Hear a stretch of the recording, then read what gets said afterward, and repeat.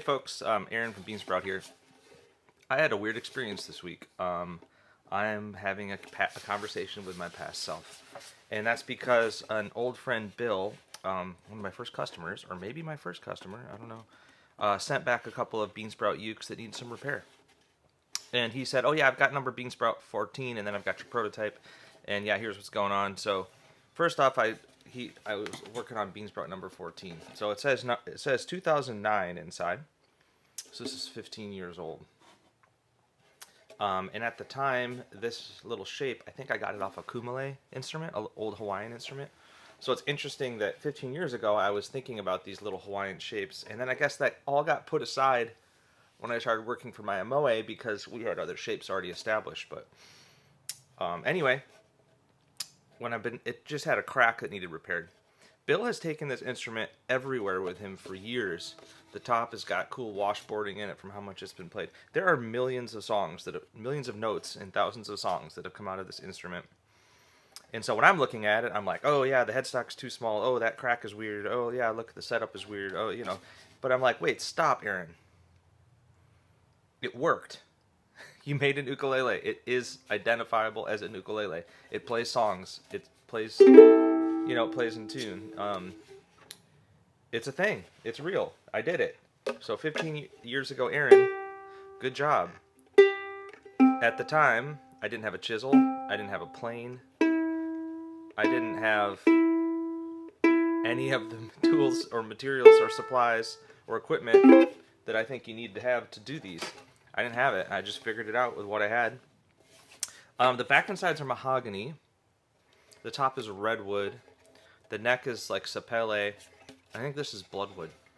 At the time, I was buying slotted fretboards from Hawaii from a place called Honolima and tuning machines and things like that. The internet was just kind of really kicking off, and there were people who were offering supplies. So I did buy some stuff like that. I remember I got the redwood given to me by a guy in New Mexico. I don't remember how I got the rest of the wood. So, anyway, no, it's not perfect. It's really rough, but it plays music. Good job, Aaron. You did it. And it's a cool little shape. I'm glad I did this, and I'm happy to get a little crack repaired for Bill and get it back to him. Of course, I did a ton of extra stuff that, I wouldn't charge for, just to try to get this instrument playing better how I think it should. But I can't do too much. I'm not going to, rebuild it. So, along with that, though, he also sent this, and he called this the Beansprout prototype. I have no memory of how this all went down. This is 15 years ago. He'll probably correct me. This one, the bridge had popped off. So I decided to make a new bridge because the bridge that I had originally made wasn't going to work.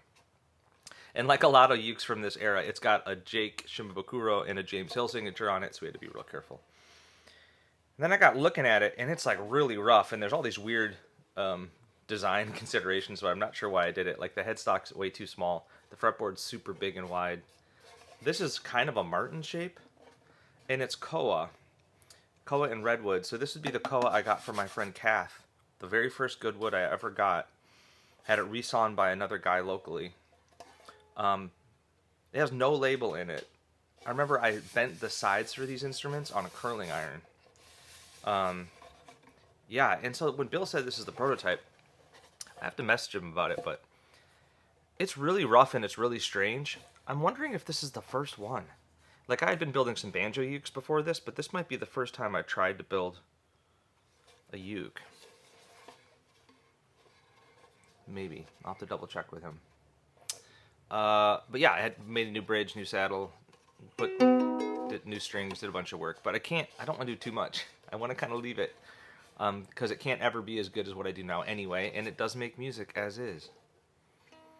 So, Aaron from 15 years ago, who doesn't own a chisel, good job. You did it. You did it well enough to be able to keep doing it. And that's probably the best you could have done. And your best is good enough.